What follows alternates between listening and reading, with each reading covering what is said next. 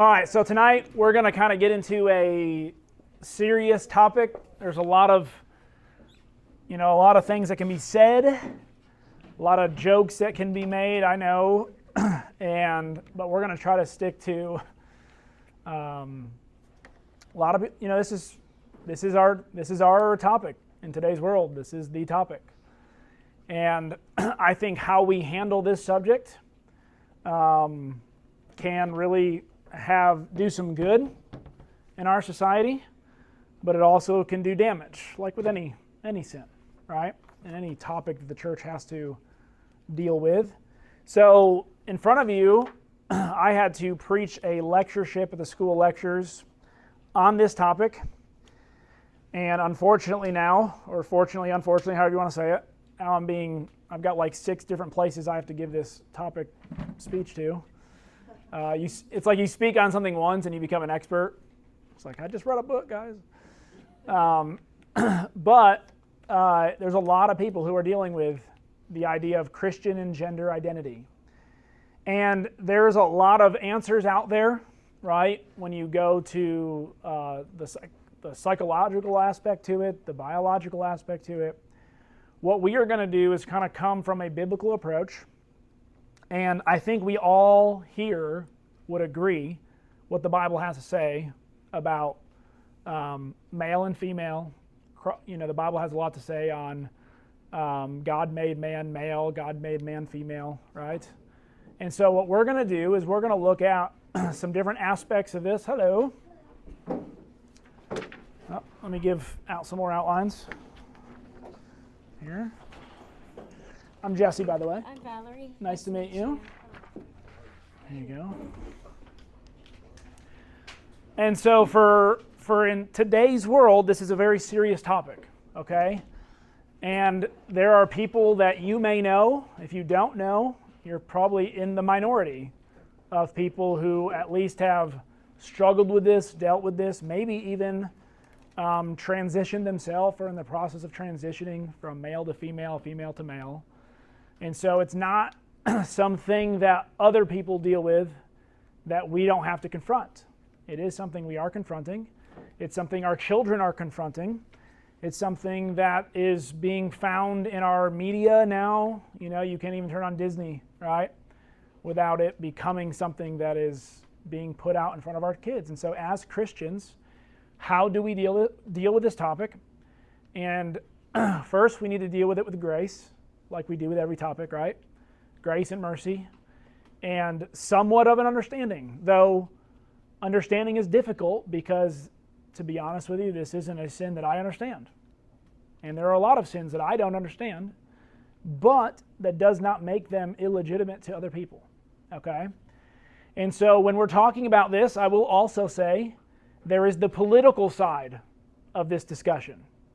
I don't go there. I'm not going there. That's a completely, in my opinion, the political aspect of this discussion is a very different discussion than when you're talking to someone one-on-one at a coffee shop or out in public, someone who's actually going through this. You're going to have 2 different topics if you're debating terms and definitions and how the consequences found in society is a different topic than if someone's coming to you and say, hey, I've got a problem and you're a Christian. What does the Bible say about this? And how can I be a person who may be struggling with this? How can I still honor and serve God? Now, how many of those conversations are actually going on? I don't know. But there is a person who I've put a lot of credibility in on this topic. His name is Preston Sprinkle. And I've got references to a lot of my stuff at the bottom of these pages. Though he's, I wouldn't agree with everything he says on theology and all these kinds of things. His work in the homosexuality, transgender topics, those kind of topics, I think is some of the best out there. He is actually helping people find their identity in Christ rather than in their gender. People who do struggle with this, who he is helping come and to be servants of God and understanding what they're going through and helping them to get through it. And we need to be a people who do that. We do that with other sins, right? Everybody in here is struggling with something.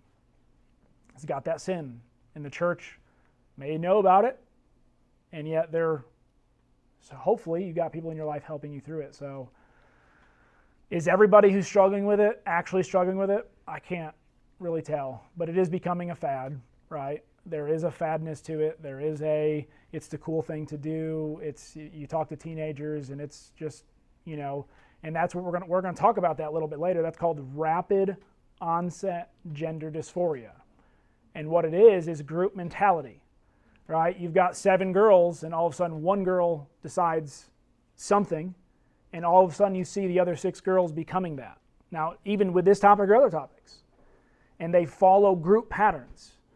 And so we have to help people who are in groups, friend groups, peer groups, and all of a sudden they're being influenced in these ways, and we can't just dismiss it offhand. We can't just say, that's stupid, I can tell right now what you are. Well, let's talk about some of that stuff. So let's look at some definitions. First, gender dysphoria is a psychological term for distress some people feel when their internal sense of self doesn't match their biological sex. That is their definition. Gender dysphoria is a person says, I'm in a male body, I understand that, but I feel like a female, or vice versa. I'm a female and I'm a male body, and that's just 2 genders that we're dealing with. Then you're dealing with gender fluidity, right? Non-binary. You're dealing with agender. You're dealing with all these different, I was going to bring up here, there's a book I've been reading on this topic, and just look at all the, you're not seeing that, are you? Look at all the different terms. No. Did it go away? Oh, there it is. So these are your key gender terms. And I'm not going to go through them all. But these are all the ones that have come up with since this book came out. And since this book came out, if it came out yesterday, it's already out of fashion because things are changing. Those are terms people identify as. And the list goes on. Okay? So it's not as easy as just male and female anymore. But once again, we can only go so far so when I use the word sex, when they talk about sex, you're either biologically male or biologically female. A lot of people don't dispute what their sex is. Right? When you're talking with somebody, you're saying, well, obviously you're dude. I can tell real quick. They are not arguing that they don't have a Y chromosome, right? That they're not in a male body. They understand that. They're talking about their gender, the psychological, social, and cultural aspects of being male or female. Okay? So, and a lot of this comes into play with what our culture says, gender roles, what our expectations of how males and females ought to act. Right? You've got some people who are raised, and we're going to, once again, if you have questions, comments, please. But you'll hear things like little boys who are acting like a girl to their dads, thinking, you're a sissy. Come on, sissy. Right? Man up. So those terms, that language, that kind of, sometimes that environment actually causes undue stress, because if a young boy does not live up to what their dad thinks is a male, right, a man, if we only have one definition of what a man is, and he's got to be rough, tough, likes to punch people, likes to hit people, right, likes to, be rowdy, then when a boy comes along who doesn't fit that mold, he's quiet, he's kind, he doesn't like to hit people, he doesn't like to, we automatically go, what are you? When we start calling names. And so we got to be careful with how we raise our children And what we deem is what is a male and what is a female. Why do we call females who like sports, what do we call them? Tomboys. Right? And now that term has been around for many, many, many years, and it has not affected people, right? It has not impacted people. But what happens when you have a society now? Before, you go back 50 years, society was not promoting gender dysphoria, transition, as much as we are now. Now we've got tomboys who are also being said, if you're a tomboy, well, why don't you just become a boy? Right? So we're now dealing with a double-edged aspect of this, because now they're being paraded, not just tomboys, there's nothing wrong with tomboys, right? Nothing wrong with girls who like to play football, or girls who like to, go out and mud in, and girls who like to go out and, swing an axe. But if society tells you if you're a female who likes to do that, then you are dealing with gender dysphoria, and you're really just a male in a female's body.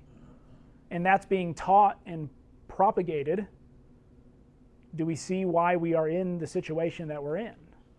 And so I think as parents, we've got to be careful with how we even talk with our kids, how we deal with our daughters and our young boys, things you may not have had to deal with, 50 years ago. But now when you start putting these ideas in their mind that they're not acting the way society says a boy should act, and then society tells them, well, then that means you're a female, do you see why they could be struggling with thinking of gender, why they're struggling with gender dysphoria? They're having distress over it, right? When boys play with dolls, some dads can't handle that. They go into no, boys don't play with dolls. What's your favorite color? Boy goes pink. No. Boys don't like pink. Boys like blue. And we have this idea of what boys should like, what boys should do. What? Boys don't even know what they like. One day, their favorite color could be yellow. The next, it could be green. The next, it could be blue, right? What do you want to be when you grow up? Astronaut, right? Doctor, police, firefighter, nurse. It changes. And so we need to be careful with terms and terminology when we're talking to our kids about these kinds of things. So there's a difference between nature versus nurture, right? What does nature say about what it means to be a male? And there are things that are distinctly male, right? Nature has that. But then there's nurture, how you nurture your children, right? Why do some boys grow up to be really tough? Sometimes it's biology, and sometimes they were raised in a rough environment. Take the same kid, put them in two different households, they're going to end up, a lot of times, maybe two different people, right? And sometimes it don't matter what kind of household you're in. Some boys and some girls just have such a strong biological features, right? Some boys, they're going to be rough and tough no matter what family they're in. Some girls are going to be the princess, sweet, loving, caring, nurturing, no matter if you throw them in with a pack of wolves. So there's biology that comes in, nature that comes in, but there's also how we nurture, okay? And masculinity versus femininity. What does it mean to be masculine? What does it mean to be female? We got to be careful with pink versus blue, all those kinds of things. Am I making sense about all the things we have to consider when we are approaching these topics with our kids in today's world? All right, we got to be careful what we call our boys, because we call our boys certain things. They're going to go to school and get verified that well maybe you're a girl then. Maybe you're struggling. Since you've done reading on this, and would you say it seems more socially acceptable for girls to act like tomboys than the reverse? Or is it pretty even? So it is much more acceptable for females. It is much more acceptable socially. Is there a reason why? Because we can see that. We can, in a lot of, so here's another interesting study. You know who struggles with kids being either masculine or feminine more? The wife or the husband? Who usually has more of an issue when boys dressing up in dresses and playing dolls? Which partner is going to have the most issue? The dad, the man, right? So a lot of times why it's acceptable for a female, because Leah was my firstborn. When she wanted to go running with me, wrestling with me, throwing a football with me, kicking, I was like, I wanted a boy. I've got like basically my boy, right? And I promoted that aspect of her. Ben came out in a tutu. I lose my mind, right? He's worn tutus, but he's got three daughters. Hopefully, he's got three older sisters who dress him up, and he comes out, Dad, look. I'm like, so why is it more socially acceptable? A lot of times it's the males who are promoting or not promoting different actions from our kids, because it's such a, we'll say, awkward sin. I'm just going to throw it out there. It's a sin that it's hard to understand. It's for a boy who has grown up as a boy to see their boy not be a boy the way they think a boy should be is nerve-wracking for them. And wouldn't you feel like that's a little prideful, though? Wouldn't you think that would be more prideful than anything? I don't know how much pride goes into it versus we were also raised a certain way. So we are taking our raisins, right? We're taking the movies we grew up on. We're taking the shows we grew up on, the books we read, the things we heard. And now what our kids are being told and taught are even me. I grew up in a very sport-oriented, masculine, to the point where my mom, you might as well just call her another one of the boys with how she acts, because she kind of had to. But interesting enough, people see my mom and she acts very much like one of the boys. No one has an issue with that.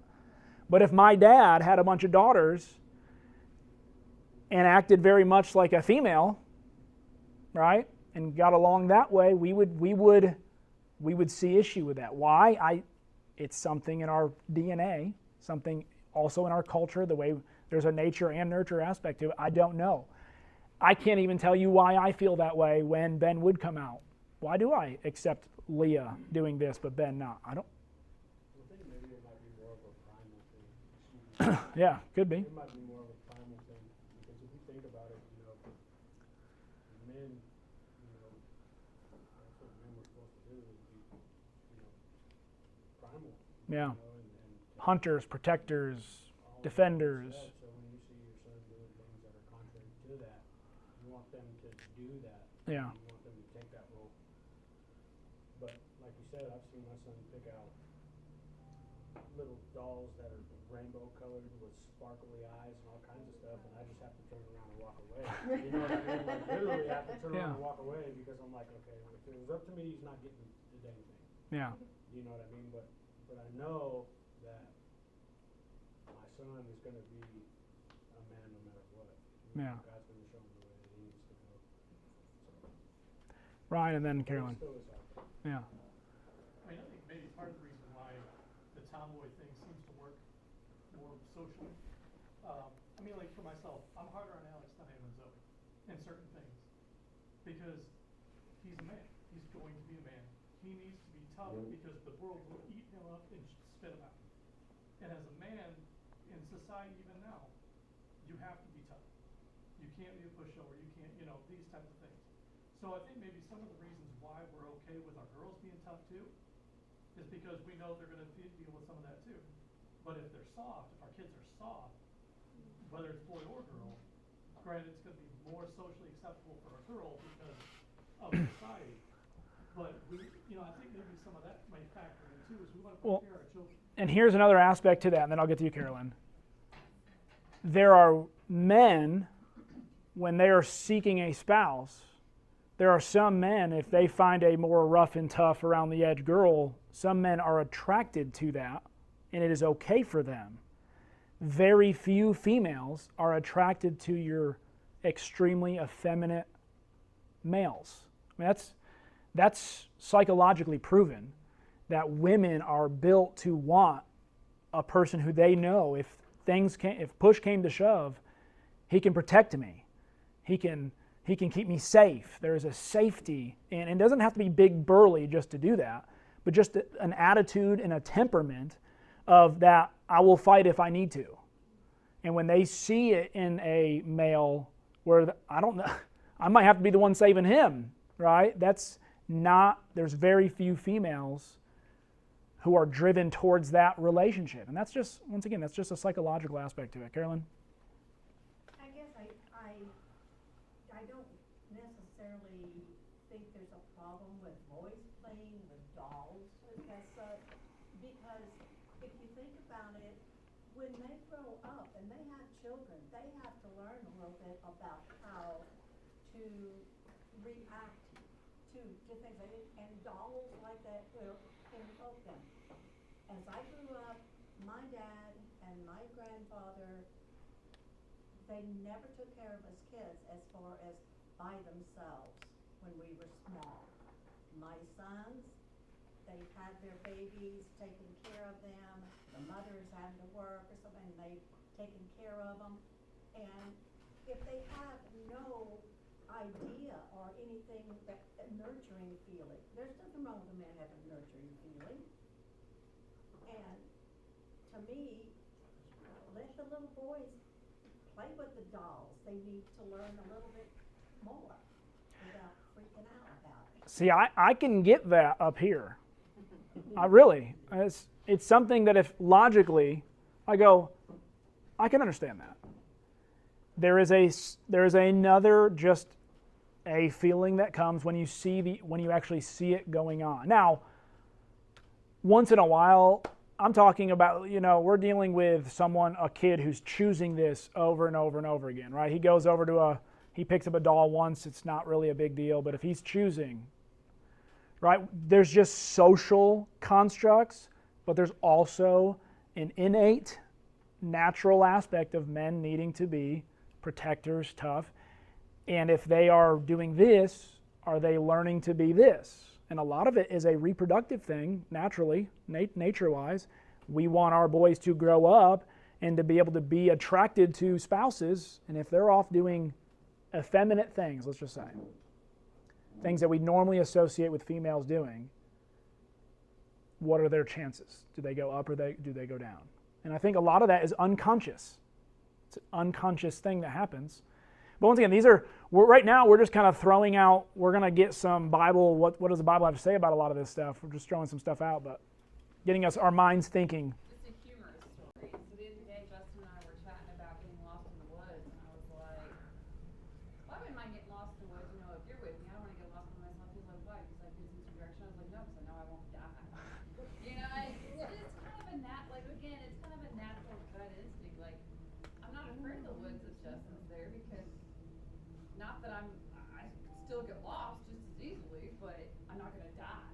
So, Well, I mean, historically, he's going to take down the bear for me. historically, getting lost with Justin is probably, as he's told us, is.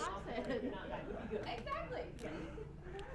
All right, so let's dive right into what the Bible has to say about this. The Bible, I will say, does not deal with gender dysphoria.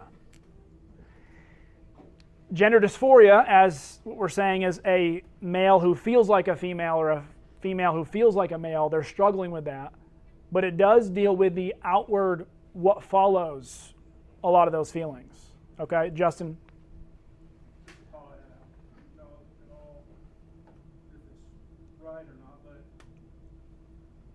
think personally, part of the reason that I think that men have more of a problem than women have is the reaction they know. I don't want my children to go through struggles if they're a boy. Society will give a man a much harder time if he is a feminine man than a woman who is a masculine woman. And I don't want that for my son. I don't want my son to have those kind of hard times. I think that's part of what I know how society's going to treat him. Yeah. I don't want them to be treated like that. I mean, it's not to say that females don't struggle with that, right? There are, tomboys who've always kind of not felt in with their female peer groups, but a lot of them don't care. Like, they'd rather hang out with guys anyway, right? A lot of times they're seen as a strong woman. Yeah. Yeah. There's strength in being manly. Just kidding. All right, let's get right into. I got some PowerPoint stuff, but I really want to. This you can read your introduction. What does it mean to bear the image of God? We'll get into some of that, but look at the heart of the message. The message. The creation account provides our fundamental teaching to the question about sex and gender. The categories of male and female in Genesis 1 describe biological sex, not gender identity or role. What I mean by that is the biological nature of male and female appear very clearly in the text, even in your reproducing. When you are reproducing, males play a part, females play a part, and you can't switch roles on that. No matter how much TikTok videos come out of men being pregnant, it can't happen. Biological males cannot biologically give birth. So right in the very beginning of creation, when God says, I made you male and I made you female and I made you to reproduce, there's something about our sex, being a male and being a female, that is a part of our identity. A lot of people, they want to disassociate all of the physical features from your identity whatsoever. My gender and my sex we should not talk about them in the same sentence. One is sex, male or female. One is gender, how I feel. And society is trying to teach us that they have no bearing on one another. And yet, in all of the major roles that males and females have played over centuries are tied into the very fact that a mother can breastfeed their baby and a father cannot, comes with that nurturing aspect. There's a closeness. There is a wanting to cuddle, a wanting to feed, your body is built to nurture. I mean, I can put a baby up on it, but it's not going to get what it needs. And that's just, and I'm not, once again, you have to sometimes just follow these logical ends to really show that you can't separate sex and gender. I'm not saying they have everything and that a person's not going to struggle with this, but if you're going to help somebody, you need to realize, especially if they're a boy, why do you feel a tendency? Why do a lot of, well, let's not go there. As a boy, why do you still, even when they transition, still have a tendency, have a lot of what we would consider male tendencies and male traits? It even goes, and once again, I'm trying to stay out of the political aspect of it, but has anyone watched the interview between Ben Shapiro and Caitlyn Jenner? Caitlyn Jenner, who used to be Bruce Jenner, all right. Caitlyn Jenner, and what does, and once again, I'm not going into the political aspect, but what is Caitlyn Jenner's initial reaction when she feels threatened? I will break your neck. Most females don't respond and can exert that kind of brutality just by, the physical mass of Caitlyn Jenner being in a male body has you don't see the other females in there are just as mad, but they tend to attack with words. Males tend to attack with their bodies, fists, they get more physical, even if they're not hitting, but they're, it's kind of like when you're being approached by a bear, what's the thing they tell you to do? Get bigger than it. And that's what males tend to do. And when you watch that, and there are psychologists who break down that interview, and you watch Caitlyn Jenner when she feels attacked, she's doing this, the other females do this. But they use their words because they realize they're in a place of safety, and they can attack with the words. But there's just a lot of reactions that our bodies have that are tied into our identity. Okay? Someone had their hand up. Justin. This one's hard for me because is a created way that men are, that is tied to their identity, or tied to their physical nature, and the same with women. Yeah. But in every other aspect of our lives, we realize that there are outliers. You know, humans in general have 2 legs and 2 arms. There are people who are born without those things, or malformed somehow. We don't consider them less human because they are not the same as everyone else. There are people who are born that look completely normal, who are missing something inside their brain that makes them act in certain ways. Yep. We don't consider them less human because of those traits. Somehow, we made gender and sex this other thing, where we realize that there are humans who are born without the capability to love, without the capability to feel emotion, without the capability to feel empathy. We realize that those things exist, but when a person comes along who thinks different than other people in the way they identify in their gender and their sex, we can't say, like, people have a hard time saying that that's valid. Yeah. I don't know if it is or not. So, I'm saying yeah. that we realize that there are outliers in every other aspect of our lives, but no one even wants to think about outliers in gender and sex and gender identity. So a lot of the discussion, most on both sides, well, let's say the one side who holds to male, female, I always hear there is the 1%. Like there are people who are born with no genitalia whatsoever, or both, right? There are people who are born with both sex, female, male, and whatever the doctor decided, which one to keep and which one. So there are. I 100% same thing with even the homosexual discussion.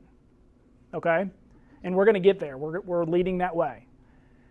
Even in homosexuality, the sin in the Bible, when it says that homosexuality is a sin, it's talking about the practice of. Okay, the practice of something. Though there are people who honestly struggle with it. I know several who are in it, they don't want to be in it, or they understand it's something that God speaks against, they don't act upon it, but they remain single the rest of their life, or they get married because it's sociologically beneficial to be married. They love their spouse, but not in a way they know they should. And there are some spouses who accept those, either male or female, and understand that there's not that drive, right? Males normally have towards females, or females normally tell. And there are, I'm going to give you the point there, and I believe that, because if we believe there are other people who are born with deformities, when I say deformities, some kind of mental, cognitive non-development, right? We try to help those people, but we also don't try to normalize that for everybody, right? Because some people struggle with this and have legitimate reasons. Now I'm going to send in a link to anyone who wants to watch it. There is a person who transitioned. Preston Sprinkle helped transition back, actually, is in the process of transitioning back. And she goes through the process of what led her to that in her life and the pressures that came out. There's actually a video that came out today in my preparation for this class of this mom who has a live stream with her 2 kids. And one kid is clearly much more involved in the LGBTQ. You can even see it in all of the mannerisms and everything. And the other one's just kind of along for the ride. And on the live stream, the kid finally says, someone asks a question, how much does your mom influence? And he straight out comes out and says, if I did not identify as this, my mom would force me to. So, yes, to your point, there are, and the Bible has dealt with it all the way back in the book of Leviticus. They deal with it, okay? And we're going to get and deal with a lot of this stuff. But just because someone struggles with something doesn't make them bad, doesn't make them sinful, but it doesn't help when society redefines terms and now takes what someone may legitimately struggle with and then put that into boys and girls who would not if it had not been taught, propagated, right? The amount of people who are becoming transgender in our society is rapidly, it's called rapid onset gender dysphoria. It's a social pressure more than it is a biological thing. Because there are people who legitimately struggle with it and have transitioned who say, I don't believe we should be teaching this to our kids. I don't believe everybody should be like me. I'm abnormal. I should not be this way, but I am. And that person, these are kind of the discussions that we need to have, context with, but we also need to understand that rapid onset gender dysphoria is the number one thing being taught in media and schools right now. And it's the same thing if you got a friend who smokes, guess what you're probably going to do? You're going to smoke. You got a friend who drinks, you got a friend who's transitioning, struggle. That's what we're talking, social pressure, okay?